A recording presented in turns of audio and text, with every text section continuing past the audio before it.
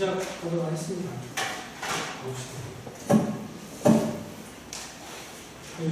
시간 맞춰서 오라고 때는 다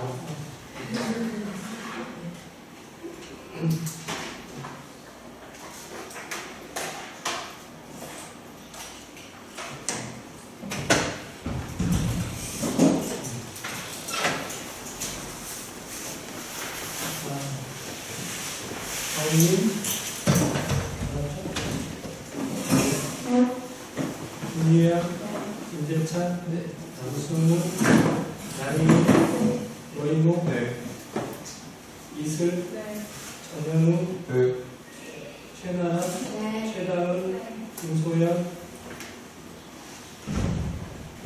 김현우, 조현준, 태경호. 가까이 사는 사람들, 가까이 사는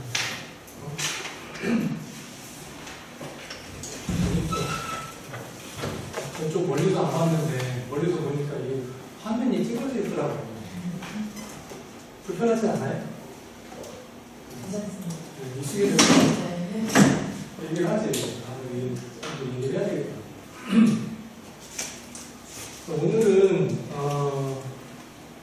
소독 안전관리하고 소독 기준의 개발이라는 주제로 강의하게 될 건데요.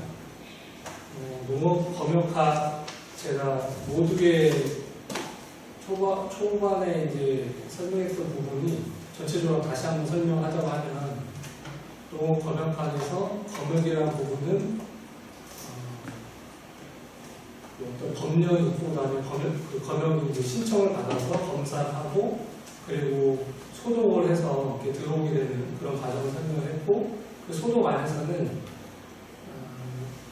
어떻게 그러니까 소독을 육하 원칙에 의해서 구분을 했고 그 소독이라는 누가 하고 어떻게 하고 무엇으로 하고 어떤 규정을 하고 이런 부분들을 설명을 했어요. 그리고 이제 오늘 할 거는 우리가 그런 다양한 소독 조치에 대해서 가장 근본이 되고 있는 세이프티 매니지먼트, 소독 안전관리 쪽을 다루게 될 거고, 그리고 이제 우리가 무엇으로 하는가로 봤을 때, 무엇이라는 걸 봤을 때, 약재로 처리를 하게 되고, 그리고 이제 약재를 처리할 때 그 약재의 기준은 어떠한 그 방법을 통해서 기준을 만들어 나가는데 그 기준을 어떻게 개발하고 그리고 어떤 기준을 가지고 있는지에 대한 설명을 하게 될 겁니다. 근데 이제 제가 지금까지 연구했던 바를 예시로 들면서 지금 세이프티 매니지먼트가 어떻게 되고 있고 소독 처리 기준 개발이 어떻게 되고 있는지에 대해서 강의하게 될 겁니다. 내용은 백그라운드가 그 배경을 설명을 할 거고요. 그리고 아까 세이프티 매니지먼트에 대해서 어떻게 이제 그 직업적, 환경적 리스크를 평가를 했는지, 그리고 그래서 그것을 어떻게 이 현장에 반영했는지에 대한 부분을 설명을 하게 될 거고, 그리고 그 리스크가 어떠한 그 매니지먼트만으로 안 되는 부분이 있어서 그게 한계가 있으니까 새로운 소독 방법을 개발하는 부분, 그 부분까지 이렇게 연계해서 다루겠습니다. 우선 가장 많이 사용하고 있는 검역용 약재가 메틸브로마이드죠. 메틸브로마이드는 저번에 주요 문제의 특성을 이제 설명을 하면서 자세히 설명을 했어요. 되게 단순한 구조고 무쇠는 치고 그래서 보일러통도 낮고 증기압이 세고 그래서 가장 전 세계적으로 많이 검역용 약재로 활용이 되고 있다라고 말씀드렸죠. 이 메틸브로마이드는 검역용 약재 이런 이제 목재라든지 절화류, 곡물류, 그다음에 이제 과실류 같은 검은 약재뿐만 아니라 토양 중재에 이렇게 이용이 되고 있습니다. 근데 이제 이게 포션으로 봤을 때는 2015년도 이전에 70%가 토양 중재 그리고 검은용 한 30% 정도 사용했고요. 국내에서는 토양 중재를 거의 사용하지 않았어요. 전 세계적으로는 시설 재배를 많이 하고 있기 때문에 시설 재배의 단점은 뭐냐면 계속 연장을 하게 되거든요. 연장을 하게 되면은 거기에 이제 병해충이 계속 집적이 되고 잡초가 집적이 되기 때문에 그거를 주기적으로 제거를 해줘야 돼요. 그때 사용하는 게 토양 중재인데 메틸브로마이드가 가장 주요한 토양 중재였습니다. 그런데 메틸브로마이드는 오존층, 그러니까 메틸브로마이드의 이슈는 오존층을 파괴한다는 거였고요. 그 오존층에 대한 이슈에 대해서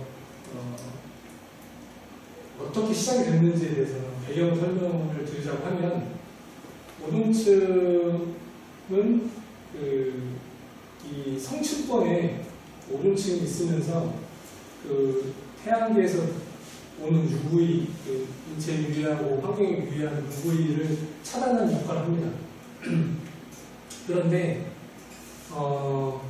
이제 이 영국의 과학 리서치 팀에서 1957년도부터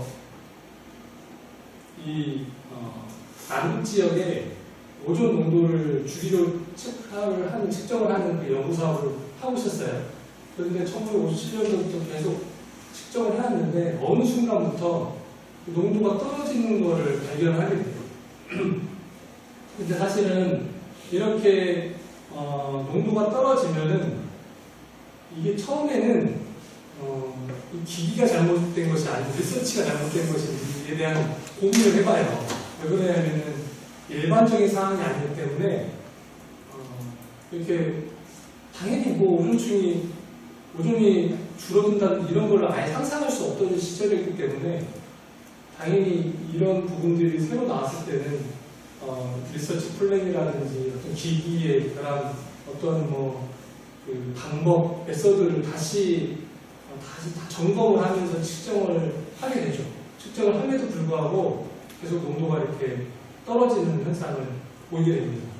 반면에 그 원인이 무엇인가를 봤더니 CFC 계열의 농도가 급격하게 증가되는 것을 볼 수가 있어요. 그러니까 이거는 오존 유닛이고요. 여기는 CFC 계열의 농도를 얘기하는 겁니다. 그래서 이 오존 농도가 굉장히 급격하게 감소되는 반면에 CFC 계열, 그러니까 우리가 말하는 흔히 말하는 프레온가스의 농도가 급격히 증가되는 현상을 볼 수가 있습니다. 그래서 발견하게 된 거죠. 그러니까 오존의 농도, 오존층이 되게 중요한데 오존의 농도가 줄어드는 것은 이 CFC 계열 프레온가스의 농도가 증가됐기 때문이라는 걸 발견하게 되고, 그때 이제 나사에서도 이런 사진을 찍게 돼요. 그러니까 이거를 발표한 얼마 후에 나사에서도 이런 사진을 찍으면서 이게 공식화가 됩니다. 그런 적 없겠습니까?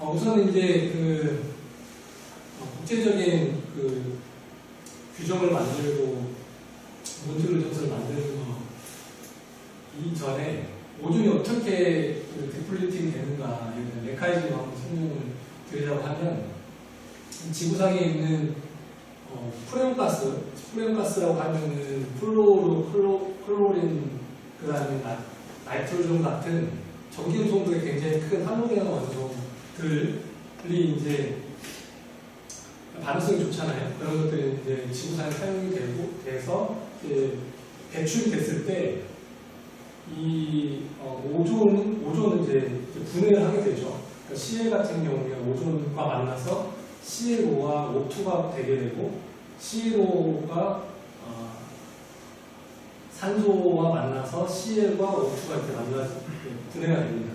그렇게 되면은 이게 전체적으로 보면은 오존 하나가 O와 만나가지고 O3가 O와 만나서 O2가 되는, 둘이 O2가 되는 구조로 되고요. 분해가 된다는 얘기죠.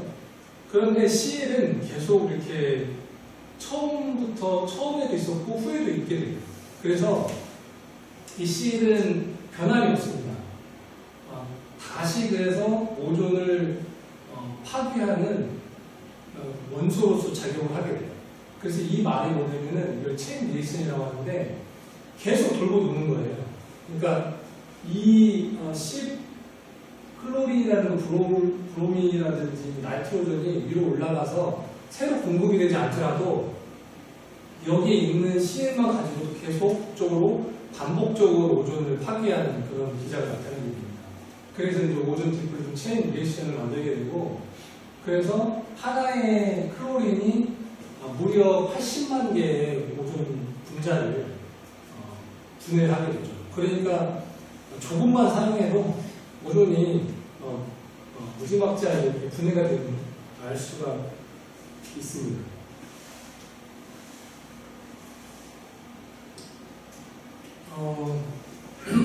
아까 말한 것처럼 오존 홀이 발견이 된 거예요. 오존 홀이 이제 발견이 되고, 그거가 1985년도라고 하잖아요.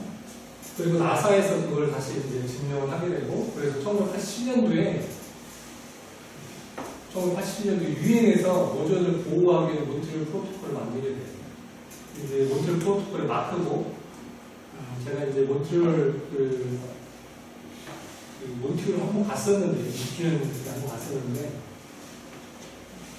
이 나라가, 이 국가가 몬트리올이 되게 상징적이에요. 그러니까 사실은 다양한 기후변화 협약 같은 게 있어요. 그러니까 CO2도 뭐 감축을 하고, 아무튼 환경적으로 유해한 물질들 감축하는 그런 여러 가지 프로토콜이 있는데, 이 몬트리올 프로토콜은 그런 프로토콜 중에서도 굉장히 잘 운영이 된 케이스예요. 이 프로토콜의 내용을 보게 되면은 ODS가 우리 이제 오존 디플루트 서브스텐스인데, 이것이 CL이나 브롬을 포함하고 있고, 이것을 이제 페이스아웃 프로그램을, 이것에 대한 이제 페이스아웃 프로그램을 만들게 되는 거고, 1198개의 국가의 유엔 국가에서 이 프로토콜을 조인하게 됩니다. 그래서 선진국 같은 경우는 2015년도에, 그리고 개도국 같은 경우는 2015년도에 CFC 계열, 유해한 CFC 계열의 가스를 사용을 금지하게 돼요. 그래서 예상을 하기로는 이런 식으로 어느 정도 이제 계속 배출됐던 바가 있기 때문에 올라가다가 2010년도 기점으로 해서, 왜냐면 이게 패스아웃 프로그램이라 이게 한 번에 없애는 게 아니라 단계적으로 뭐 10%, 50%, 80% 줄이다가 마지막에는 전면을 금지하게 되는 거거든요. 그렇기 때문에 이게 이제 어느 시점, 2010년도 시점 이전부터 계속 이제 줄어들 거라고 예상을 했던 거예요. 그러면 이제 문제가 없을 거라고 보겠죠. 20주년이 됐어요. 1987년도에 이제 만들어졌고, 몬트리올 프로토콜 만들어졌고, 그 20년이 지나서 2007년도에 몬트리올에서 20주년 행사를 하게 됩니다. 20주년 행사를 할 때 이걸 수치가 잘 보일지는 모르겠으나 제가 올려놓은 바가 있으니까 이걸 보시게 되면은 CFC 계열 할론, 이 CFC의 가스뿐만 아니라 우리가 익히 알고 있는 뭐 사이오마탄소라든지 할론 가스라든지 이런 것들도 오존 파괴 물질로 지정이 되어 있고, 그거의 감축률을 보게 되면 기준 수량이라고 하면은 기준 연도가 1987년도를 기준으로 해요. 그 기준을 했을 때 20년 후에 보니까 감축률이 대부분 90% 이상이 다 넘어가요. 그죠? 근데 이제 HCFC 계열은 이 CFC 계열이 워낙에 오존 파괴 지수가 높기 때문에 HCFC 계열을 대체로 만들었기 때문에 이 감축률은 대체를 만들고 그다음에 감축을 했기 때문에 감축률이 그렇게 높지 않아요. 근데 이 중에서 가장 감축률이 낮은 게 메틸브로마이드라는 거였거든요. 그래서 메틸브로마이드가 되게 문제가 있는데 왜 문제가 있냐면 메틸브로마이드는 아까 말한 것처럼 non-QPS 그러니까 토양 훈중제로 사용하는 게 있고 훈중제로 사용하는 부분이 있어요. 그런데 토양 훈중제로 사용하는 부분에 대해서는 개발이 다 돼서 대체제를 개발해서 이렇게 감축을 했어요. 그런데 QPS 목적으로 사용하는 메틸브로마이드는 대체할 방법이 없는 거예요. 그래서 계속 QPS는 이렇게 유지가 됩니다. 이 페이스아웃 프로그램에 메틸브로마이드, QPS 메틸브로마이드는 사용 계속 해도 좋다는 허가가, 그러니까 그게 예의조항으로 들어가거든요. 그 이유는 아까 말한 것처럼 제가 이제 소독 파트를 검역적 방제 방법을 얘기를 하면서 훈중제 개발이 굉장히 어렵다. 그리고 몇 개 품목이 안 된다. 그 얘기를 했잖아요. 그러다 보니까 이 새로운 약제를 개발하고 새로운 품목을 개발하기 너무 어려운 거예요. 그래서 계속 유예를 하고 그러다 보니까 이 양이 줄어들지 않고 70%밖에 감축을 못하는 그런 상황입니다. 여전히 지금도 메틸브로마이드가 타 약제, 타 패스나 타 물질에 비해서 감축률이 높진 않아요. 그렇다면 치더라도 기본적으로 오존층을 파괴하는 대부분의 물질들은 다 감축이 됐고 메틸브로마이드 양이 많기는 하나 그래도 전체적으로 봤을 때는 상당히 경미한 전체적으로 봤을 때는 전체로 봤을 때는 10에서 20% 정도 이렇게 불과하기 때문에 어느 정도는 QPS를 제외하고는 다 감축이 될 거라고 예상을 했고 그리고 아무 문제가 없을 거라고 사람들은 예상을 하게 됩니다. 그런데 어떤 일이 생기냐면 이게 이제 고산이라는 지역과 화테루마라는 지역의 오존 농도를 측정하는 건데요. 고산은 어딘냐면 우리 제주도에 있어요. 화테루마는 그 제주도 바로 밑에 일본의 오키나와 근방에 있는 관측소인데 이걸 이제 고산 지역은 경북대학교에서 운영을 해요. 그런데 당연히 줄어들 거라고 예상을 했는데 줄어들지 않고 이렇게 올라갑니다. 너무 신기한 거예요. 근데 이 오존 농도는 전 세계적으로 다 분석을 해요. 분석을 하고 그런데 유독히 여기만 이렇게 증가가 돼요. 영국이나 영국은 항상 분석을 했기 때문에 영국이나 미국, 호주, 하여튼 아시아 쪽 이렇게 다 분석을 하는데 유독이 아시아 쪽인 일본하고 한국에서만 이렇게 이런 증가되는 게 관측이 됩니다. 그 이유는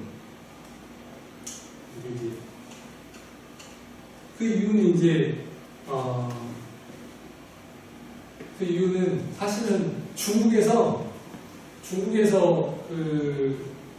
CFC 계열의 물질이 굉장히 싸고 우리가 보면 효율적으로 굉장히 좋아요. 그러니까 우리가 보면은 건축 자재로 들어가는 열 차단제 같은 걸로 많이 이용이 되고 그러다 보니까 그게 이제 건설 붐이 일어나는 거예요. 건설 붐이 일어나서 중국에서 레포트를 하지 않고 이렇게 사용을 하게 됩니다. 그러다 보니까 이렇게 증가됐다는 걸 알게 되고 그거를 이제 이 Uninspected Emission이라는 레포트를 내게 돼요. 내게 되고 이게 퍼블리시가 된 거예요. 2019년도에 퍼블리시가 되니까 중국에서 이걸 보고 이게 문제가 있구나 하고 자기들이 감축을 하게 됩니다. 감축을 해서 다시 2021년도에 측정을 해보니까 이렇게 감축이 되는 현상이 나타나게 되고 그것을 이제 전체적인 걸 묶어서 레포트를 이렇게 하게 돼요. 여기가 바로 제주도에 있는 고산에 있는 관측소예요. 그리고 이 그래프는 뭐냐면은 감축이 되다가 올라가는 거, 그리고 다시 내려갔던 이거는 표시를 하고 있습니다. 그래서 어떤 연구라는 게 굉장히 이제 이 지구의 오존층을 보호할 수 있는 굉장히 큰 역할을 했던 거고, 근데 여전히 이렇게 unexpected emission이 나올 수 있는 문제가 있다. 최근까지도 2019년, 2021년 굉장히 최근 사례잖아요. 그래서 이게 아직 끝나지 않은 문제고, 최근에는 뉴스를 보게 되면 오존 홀이 그대로 이제 유지가 된다. 더 이상 늘어나지 않는다는 보도를 본 적 있을 거예요. 봤었나? 본 사람 없어? 나는 봤는데. 오존층에 관심이 많으니까 오존이라고 뜨면 내가 한번 보거든. 그러면 최근에는 그게 홀딩이 돼 있다 이런 얘기를 해요. 근데 만약에 이런 것들이 단축이 안 되고 이렇게 올라간다고 하면은 그 오존홀이 이렇게 감축이 안 되고 이렇게 줄어들거나 홀딩되지 않고 계속 늘어나겠죠. 근데 이 몬트리올 프로토콜은 아까 얘기한 것처럼 다른 프로토콜에 비해서 굉장히 잘된 프로토콜, 잘 운영이 되는 프로토콜이에요. 이런 사건도 있긴 하지만 잘 따른다는 거예요. 근데 그 이유는 왜 그럴까요? 그러니까 CO2 감축할 때 반대했던 데가 중국이나 뭐 미국 이런 데서 반대를 했잖아요. 그래서 이제 하다가 막 지지분이 되고 굉장히 진행이 되고 막 이랬는데, 몬트리올 정서는 모든 국가에서 이렇게 전폭적으로 지지를 해요. 특히 선진국에서. 그 이유는 뭐냐면 그 백인종들, 그러니까 백인종들은 이 해를 항상 봐야지만이 건강할 수가 있는 종이에요. 그러니까 우리나라 사람들이나 이제 아시안 계통의 약간 황인종, 그 다음에 흑인종 같은 경우는 빛의 수율이 좋아요. 조금만 받아도 금방 이제 그 비타민 D가 형성이 되고, 그리고 비타민 D가 형성이 되고, 그리고 이제 그 해의 부족으로 인해서 병이 생기거나 그러지 않아요. 그런데 백인종들은 그게 해를 못 보잖아요. 그러면 그 비타민 D라든지 생성이 안 돼. 생성이 안 돼가지고 우울증이 걸리거나 굉장히 질병으로 바로 이어집니다. 그럼 해를 봐야 되겠지? 그러니까 사람들이 보면은 아무 데서는 아니지만 하여튼 되게 햇빛이 있는 데서 굉장히 옷을 훌러덩 벗고 이렇게 일광욕을 즐기잖아요. 그 이유는 그게 뭐 그냥 기분에서 좋아서 그런 게 아니라, 노출증 환자라서 그런 게 아니라 그냥 이 사람들이 건강을 이렇게 하는 거예요. 그런데 만약에 오존층이 파괴돼서 해를 직사광선을 보지 못한다. 그러면 굉장히 문제가 생기겠죠. 그리고 그렇게 어쩔 수 없이 노출해서 일광욕을 하는데, 햇빛을 받는데 만약 UV에서 몸이 이제 데미지가 있거나 그러니까 피부암 같은 거 이어지게 되면 굉장히 진퇴양면에 빠지게 되잖아요. 그러니까 전폭적으로 지지를 했던 거예요. 그리고 이제 개도국들을 따라가는 입장이었으니까 그렇게 따라갔던. 그래가지고 그 어떤 프로토콜에 비해서 굉장히 성공된 프로토콜이다 이렇게 얘기를 해요.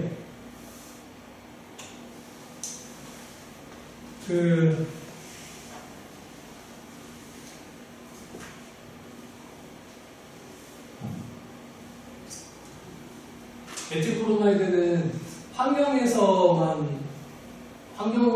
어떤 피해를 주는 것뿐만 아니라 인체에서도 이제 피해를 주죠. 그래서 이제 인체에 있는 아데닌, 염기, 그리고 이제 포스페이트 같은 거에 이제 메틸레이션 되는 과정을 거치면서 이 메틸레이션 된 물질이 생리적으로 어떤 디스오더를 장애를 일으키게 됩니다.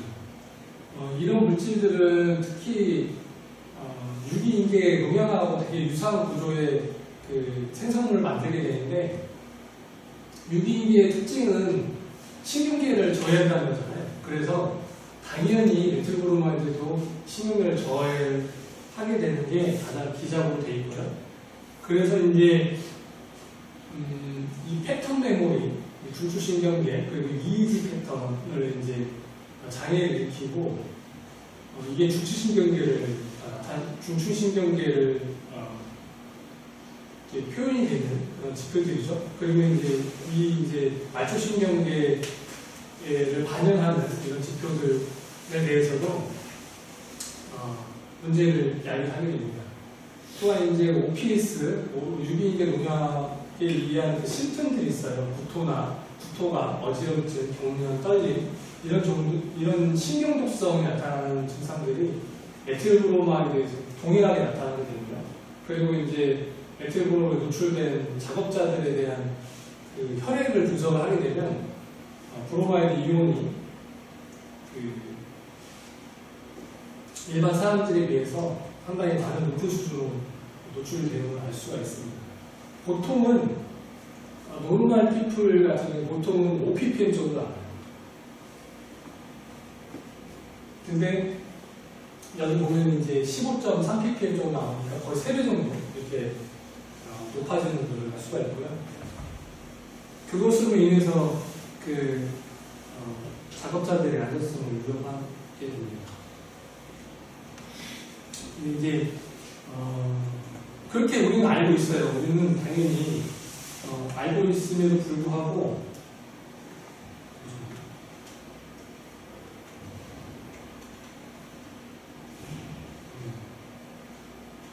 이게 카트가 하나 없어졌는데 이제 이렇게 이제 당연히 메트브로마이드에서 이제 노출이 되고 그것이 이제 영향을 미친다는 건 당연히 알고 있는데 불구하고 이 작업하는 사람들의 입장에서 보면은 그렇게 유의하다는 걸 잘 인식을 못하는 거예요. 근데 이러한 증상들은 어지럼증, 구토 이런 것들은 이게 굉장히 특이적인 현상이 아니잖아요. 어디가 좀 이제 피로하거나 그러면 어지럼증이 생길 수도 있고 감기가 걸리거나 소화가 잘 안 되는 구토가 있을 수 있기 때문에 굉장히 비특이적인 증상이 아니에요. 그래서 별로 그게 유의하다고 생각하지 않는 부분이 있고 그럼에도 불구하고 이 검역본부에서는 그걸 굉장히 안전수칙을 준수하도록 강화를 해요. 안전수칙은 크게 두 가지 정도가 있는데 하나는 그러니까 처리를 할 때 방독면을 쓰라는 거고 그리고 처리할 때 약간 이제 거리를 둬서 해야 된다 이런 얘기가 있는데 방독면 쓰는 거 굉장히 싫어해. 방독면 우리가 보면은 오토바이 탈 때 헬멧을 쓰라고 하면 되게 싫어하잖아. 근데 그렇게 싫어하는데 우리가 이제 계속 그 규정에 의해서 따라야 된다고 얘기를 함에도 불구하고 따르지 않는 그런 현상이 나타나게 되고 그래서 이제 제가 이 부분을 해결하기 위해서 과연 진짜로 이 사람들이 아무 문제가 없다고 하는데 진짜 과연 문제가 없는 것인지 아니면 문제가 있는데 자기가 모르는 것인지 이게 너무 궁금한 거예요. 이렇게 분명히 휴먼에 대한 톡쇼티가 명확히 밝혀져 있음에도 불구하고 아무도 그거를 시험한 바가 없는 거예요. 이거는 그냥 어떻게 보면 직업군을 대상으로 한 게 아니라 굉장히 케이스 스터디로 어떤 직업군 전체를 한 게 아니라 케이스 스터디로 어떤 특정 인물이 어디에 노출됐을 때 이런 증상들이 나타나는 거지 전체적인 직업군이 문제가 있다라는 거나 이런 걸 연구해본 바가 없는 거예요. 그 말은 뭐냐면 직업군 자체는 문제가 없다라고도 이해할 수 있는 거예요. 그래서 그게 진짜로 그런 것인지에 대한 거를 연구를 하게 되죠. 첫 번째는 얼마나 메틸브로마이드가 노출되어 있는지에 대한 그 부분을 이제 측정하기 위해서 현장에 가서 소독을 이렇게 해요. 그러니까 소독을 할 때 비음중물이 있고 거기에 이제 소독을 하기 위해서 이제 밀봉을 하고 그다음에 메틸브로마이드를 이제 투약을 하고 그다음에 이제 투약이 완료가 되고 소독이 완료가 되고 리무빙을 하고 이렇게 밀봉을 다 해제를 하는 거예요. 그 다음에 디게싱할 이런 절차를 겪게 되는데 이런 절차를 따르게 되는데 이때 이제 얼마만큼의 메틸브로마이드 농도가 노출되는지 그리고 이제 그 거리에 따른 농도가 얼마만큼인지 그 시간에 따른 농도가 얼마만큼인지에 대한 것을 조사를 하게 됩니다. 그거는 이제 이런 그 산업안전보건관에서 지정되어 있는 업체를 통해서 업서버나 이제 펌프, 가스, GC를 이용해가지고 분석을 하게 돼요. 근데 분석을 해봤어요. 분석을 해봤더니 어느 정도로 나오냐면 이런 식으로 나오는데 이게 지금 디스턴스, 뭐 이게 타임이에요. 이게 거리고, 그러니까 이 훈중 물로부터의 거리를 얘기하는 거고, 이거는 디게싱 할 때, 배기할 때 시간을 얘기하는 거예요. 이렇게 이제 측정을 해봤어요. 거리별로, 시간별로 측정을 해봤더니 이렇게 농도가 나오는데, 여기 초기에 인젝션 할 때, 뭐 디게싱 할 때를 보면은 거의 1000ppm 정도 나오죠. 2000ppm 정도. 이 1000ppm은 어느 정도 수준의 농도냐면 거의 이제 메틸브로마이드 TLV가 얼마나 오죠? 우리가? 미안. TLV가 얼마야? MB. 작업 허용 기준은 한참 얘기했었잖아. 기억이 안 나? 알려줄게. 여기 써져 있잖아. 메틸브로마이드 TLV가 1ppm이에요. 1ppm. 굉장히 낮죠. 그래서 1ppm보다 1000배에 육박하는 정도의 농도라는 거예요. 그래서 그러면 당연히 메틸브로마이드가 그러니까 이것도 처음 해본 거예요. 사실 이것도 우리가 국내에서 지금 메틸브로마이드 농도가 얼마만큼이나 유지가 되는지 얼마나 노출되는지 처음 해본 거예요. 그래서 이제 이거를 디스턴스에 따른 농도의 그래프를 구하고 그 다음에 타임에 따른 농도의 그래프를 구해서 우리가 안전할 수 있는 거리, 우리가 안전할 수 있는 시간대를 구하게 됩니다. 이런 그 식도 구하게 되고요. 퍼블리시도 이렇게 하는 거죠. 그렇게 이제 노출이 되는 걸 알게 됐어. 노출이 됐으면 그 노출된 농도에 작업자들은 노출이 되죠. 그러면 당연히 유의할 거라고 보는데, 근데 어떤 그 지표를 가지고 할 것이냐가 평가를 해야 되는데 어떤 지표를 해야 할 것이냐 고민이 된 거예요. 왜 그러냐면은 그네들은 지금 영업을 해야 되잖아요. 그리고 자기네들은 그거를 해도 되고 안 해도 돼요. 왜냐면 아무 문제가 없기 때문에. 그러면 이 작업자, 직업자에 대한 안전성을 연구를 할 때 가장 중요한 건 뭐냐면 사람을 모집할 수 있어요. 사람을 참여를 해야 된다. 근데 사람 참여 안 하도 할 수가 없어. 너무 사람. 근데 이거를 하려고 그리고 참여를 시키는 게 가장 중요한 목적 중에 하나예요. 두 번째는 뭐냐면 당연히 경미한 수준의 증상도 체크를 할 수 있어야 된다. 왜 그러냐면 자기네들 심증이 별로 없다는 거예요. 그러면 경미한 수준으로도 측정할 수 있는 지표가 있어야 된다. 그러니까 이제 그거를 차단을 해서 사용된 지표가 두 가지 있거든요. 첫 번째는 EEG예요. 일렉트로닉스플로그램이라는 뇌전도를 이용했는데 이 뇌는 신경이 굉장히 활발하게 움직이는 곳이고 그 신호가 전기로서 이렇게 나타나게 되잖아요. 그래서 이제 전류를 측정을 해보는 걸 마이크로볼트 수준으로 계속 이제 전류가 흘러요. 우리 보면은 심전도 측정을 하잖아. 심전도 전기에서 심전도 측정하듯이 뇌도 뇌전도에서 뇌의 어떤 그래프가 쭉 나오게 돼요. 죽지 않는 이상 나와. 계속 죽지 않는 이상 나와. 근데 이 뇌전도는 중추신경의 건강을 그대로 반영합니다. 일반적인 사람들은 거의 10Hz가 나와요.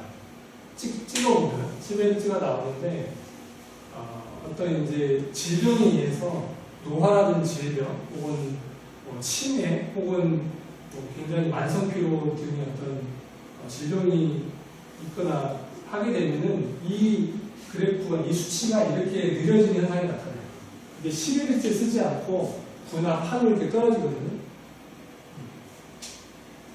그거를 이제 작업자하고 검역관을 대상으로 이게 이제 그 시험군이 이제 컨트롤군이죠. 작업자를 대상으로 이렇게 시험을 하게 됩니다. 측정하는 이제 FS2라는 측정 기구예요. 두 번째는 신경계, 아까 얘기한 메트브로마이드가 그 신경계를 저해한다고 되어 있는데 중추신경계뿐만 아니라 자율신경계도 있죠. 주의한 신경계가 세 가지가 있어요. 중추신경계, 자율신경계, 말초신경계. 그런데 지금 이제 이 자율신경계에 대한 측정하기 위해서 HRV를 했고, HRV는 뭐냐면 하트 웨이트 베리어빌리티라고 이 심박 변이도라고 해요. 심장이 이렇게 우리는 쿵쿵쿵쿵 뛰잖아. 그러면 대부분 사람들은 심장이 고르게 뛴다고 생각할까? 아니면 불규칙적으로 뛴다고 생각할까? 소연. 규칙적으로 뛰어? 불규칙적으로 뛰어? 심장이 쿵쿵쿵쿵 뛰는 게. 규칙적으로. 그렇지. 규칙적으로 뛴다 생각하지. 안 그렇다는 얘기야. 규칙적이지 않고 베리에이션이 있어요. 그 베리에이션이 있는 이유가 뭐냐면 몸은 계속 변하거나 거기에 맞춰가 심장이 빨리 또 뛰었다가도 뛰기도 하고 천천히 뛰기도 해요. 안정적인 상태에서도 그러니까 무슨 뭐 운동을 하거나 쉬거나 이렇게 변하는 게 아니라 안정적인 상태에서 이렇게 변동이 생기거든요. 근데 변동이 많으면 많을수록 그게 건강하다는 거예요. 규칙적으로 뛰면 뛸수록 건강하지 않은 거예요. 이게 자율신경계를 그대로 반영을 하는 겁니다. 자율신경계는 교감신경계, 부교감신경계 이렇게 나눠지게 되고 이게 기량력을 작용하는데 이거를 이제 하트레이트 베리어빌리티로 이렇게 측정을 하게 됩니다. 그래서 측정은 뇌전도는 뇌를 측정을 하잖아. 그리고 이제 이거는 심박변이도는 여기 손끝으로 측정을 해요. 손끝에 광적 맥파라고 해서 이게 심장이 펌핑을 하게 되면 손끝까지 가거든. 거기에 이제 혈액의 양으로서 얼마큼 어떻게 이제 심박이 변하는지 측정을 하게 되는데 이것도 이 수치를 보면은 수치가 낮아지게 되면은 건강이 약화됐다는 걸 의미해요. 이렇게 보면은 HRV 인덱스가 낮을수록 질병에 의한 서바이벌 그 확률이 낮아지는 것을 알 수가 있습니다. 이 두 가지의 방법으로 측정을 하게 되는데 아까 얘기한 것처럼 이제 HRV의 특징은 굉장히 센시티브하고 민감하게 측정할 수 있고 이 측정하기가 쉬워요. 그리고 측정할 수 있고 비침습적이에요. non-invasive. 이게 여기서 나오는 의료계에서 의학적에서 나오는 굉장히 특이한 언어인데 침습이라는 표현을 써. 처음 들어보지? 침습. 나도 처음 들어본 예전에 연기할 때 침습이라는 처음 들어봤는데 침습은 뭐냐면은 몸에 피해를 준다는 거예요. 예를 들어서 혈액을 추출할 때 바늘을 찌르잖아. 그러니까 몸을 데미지를 주는 거야. 혹은 방사선을 쪼여. 방사선도 몸에 데미지를 주잖아. 그게 침습적 행위라고 해요. 그런데 이거는 뇌전도라든지 이 측정하는 거는 전혀 몸에 데미지가 하나도 없거든요. 넌 인베이시브라고 하고 그리고 이게 되게 간단해 보이죠? 네, 진짜 간단해요. 물론 측정의 스킬은 간단하나 그 측정도의 스킬이 간단하기 때문에 그 오퍼레이터가 잘못하게 되면요 오류된 정확하지 않은 데이터를 얻게 되고 그러면 신뢰도가 확 떨어지죠. 그러니까 쉽게 측정은 되되 오퍼레이터가 주의를 기울이지 않으면 굉장히 오염되기 쉬운 지표들이에요. 그래서 하여튼 이게 퓨리게이션 사이트에서 바로 측정이 가능하다는 겁니다.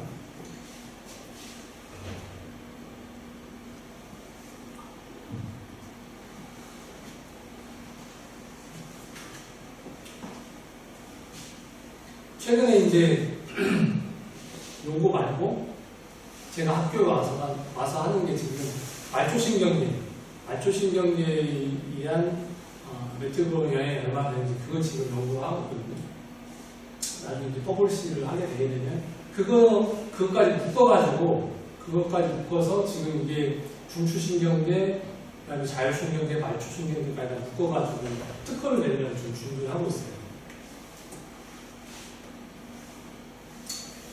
그리고 이제 추가적으로 했던 게 뭐냐면 기존 아까 이게 그러니까 새로운 지표를 개발하고 이것도 EEG라든지 HRV는 MB에 대해서 처음 사용한 거거든요. 처음 건강평가에 사용한 거야. 그러니까 그렇게 새로운 지표를 사용할 때는 기존 지표하고 비교를 해봐야 돼요. 기존 지표는 뭐였냐면 아까 혈액 내 브로마이드요, 소변 내 브로마이드를 측정을 했는데 측정을 해보니까 퓨미리에이터가 작업자의 경우 비포가 7ppm, 애프터가 18ppm 정도 나와요. 굉장히 많이 나오죠? 한 번 작업했는데, 하루만 했는데, 인스펙터는 컨트롤 보이는데 거의 차이가 없죠. 이게 이제 피밸류는 이게 이제 유의하다, 유의하지 않느냐를 얘기하는 거잖아. 이게 유의하지 않는 거고. 또한 이제 그 비포를 보더라도 작업자가 보면은 농도가 높아요. 건조가에 비해서. 이 말은 뭐냐면 일정 부분 그 메트브로가 축적이 된다는 얘기예요. 그러면 전통적인 인덱스를 보게 되면은 굉장히 별로 좋지 않다. 작업자한테 유의하다는 걸 알 수가 있죠. 그리고 이제 새로운 지표예요. 새로운 지표를 보니까 EEG 안에 또 여러 가지 인덱스가 있어요. MDF라고 하는 거, ATR이라는 지표가 있는데 정확하게 퓨미게이터는 작업 후에 이렇게 저하가 되는 걸 보였고요. 인스펙터는 저하되는 것이 유의한 수준을 나타나지 않았어요. 여기 보면은 차이가 없죠. 얘는 차이가 있어 보이는데 왜 별표가 없을까요?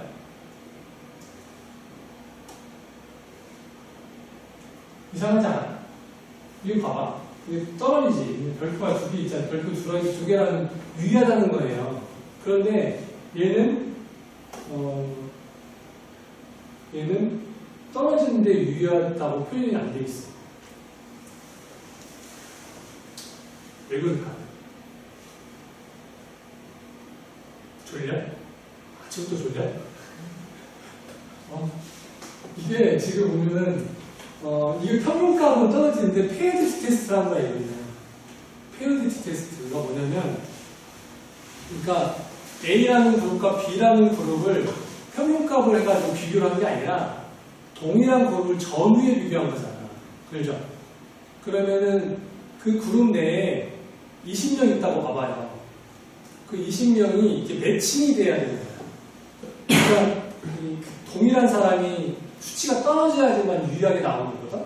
근데 그러지 않고 그 매칭 전체적으로 전후의 평균만 차이가 있고 매칭되는 사람이 차이가 없다라고 하면 그러면은 이렇게 표시가 안 되는 거예요.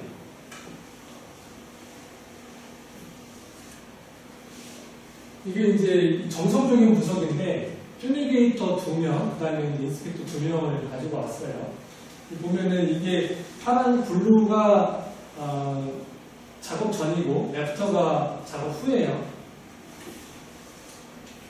아까 얘기한 것처럼 한 10Hz가 노르말 일반적인 사람의 그 피크라고 했잖아.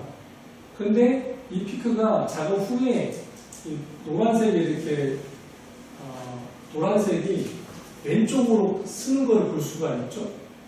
여기도 마찬가지로 이렇게 왼쪽으로 쓰는 걸 볼 수가 있어요. 그러니까 피크가 느려진다는 거야. 서파가 생긴다는 거예요. 슬로우 웨이브가 생기거든요. 그러면 이 말은 뭐냐면 이게 지금 어떤 뇌파를 얘기하냐면 뇌파가 뇌에서 이제 이루어지는 여러 가지 이제 뇌가 이제 대뇌 피질도 있고 안에 중뇌 소뇌도 있고 뭐 이러잖아.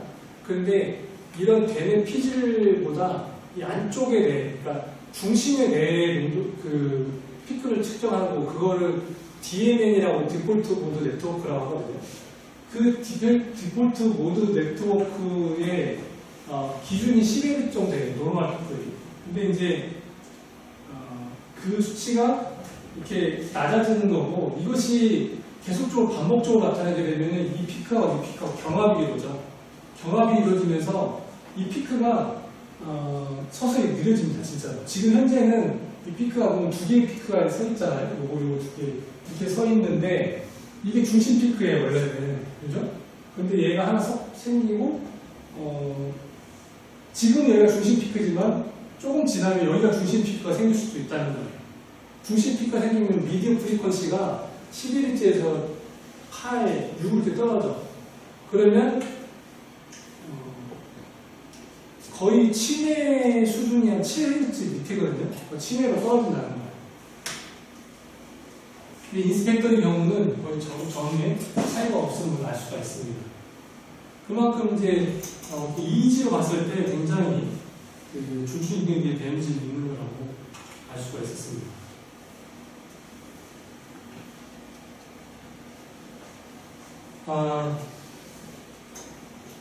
이제 이 자율신경계를 보면은 자율신경계도 굉장히 다양한 지표들이 있어요.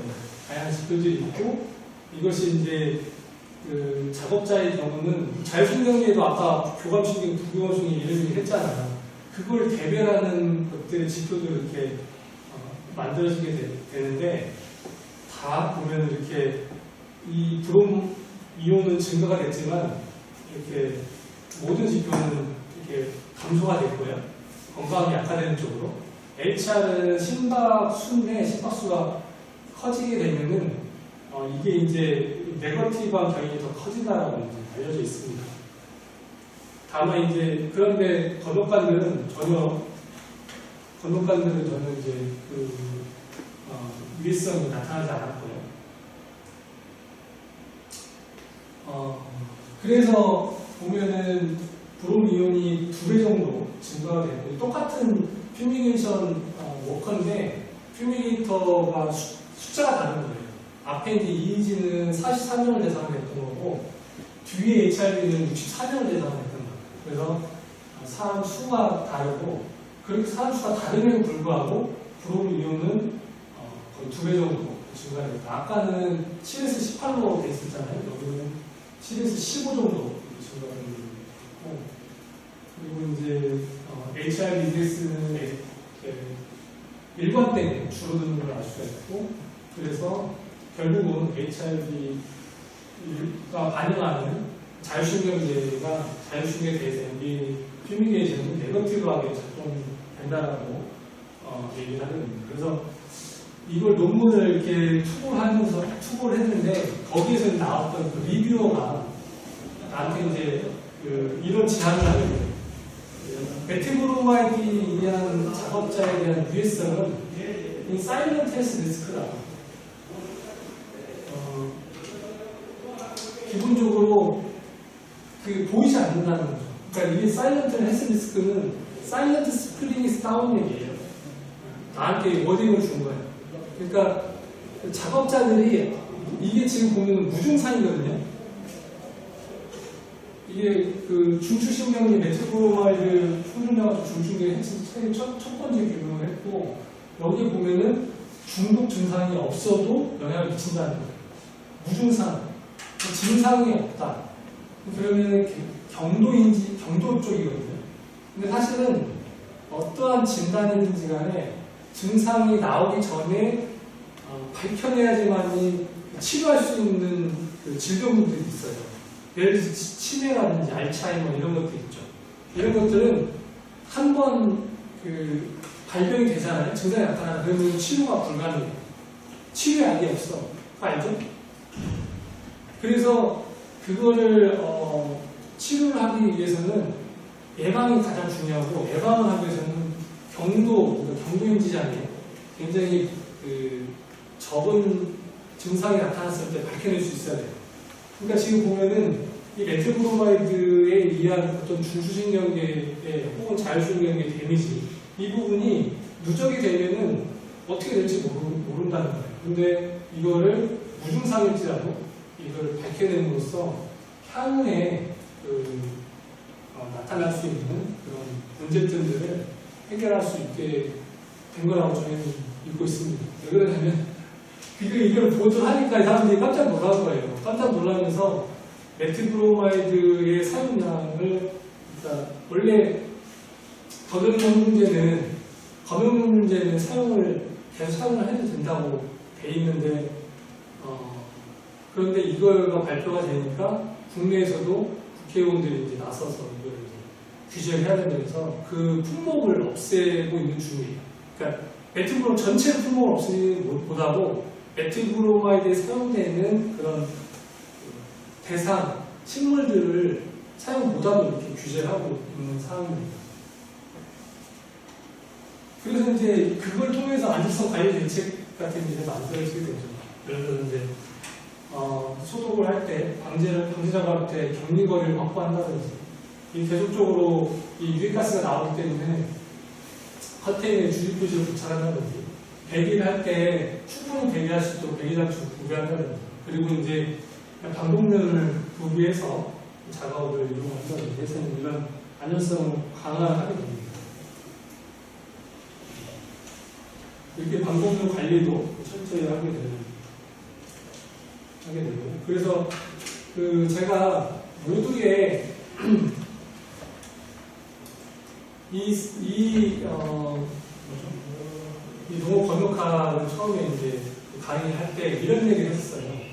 그러니까 문제 해결의 능력을 양성을 하는 거가 중요한 그 학문의 그러니까 어떤 진리탐구도 진리탐구지만은 우리의 능력을 배양하는 게 가장 중요한 목적이 될 수 있다 이런 얘기를 했었죠. 그러니까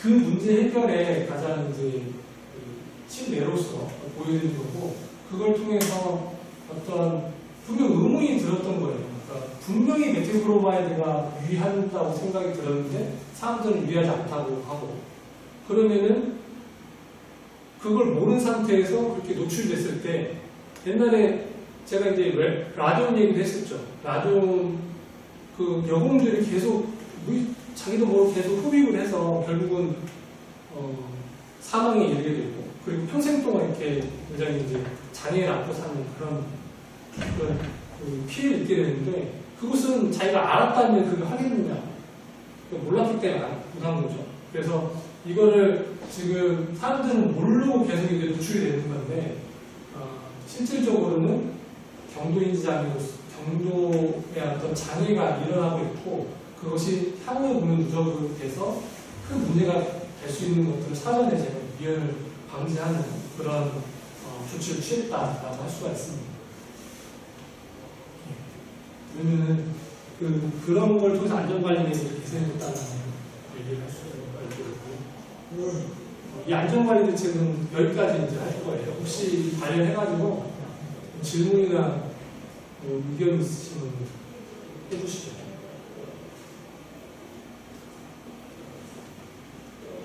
소영? 없어? 그래요. 그러면은 쉬었다가 소독소리 기술이 없습니다.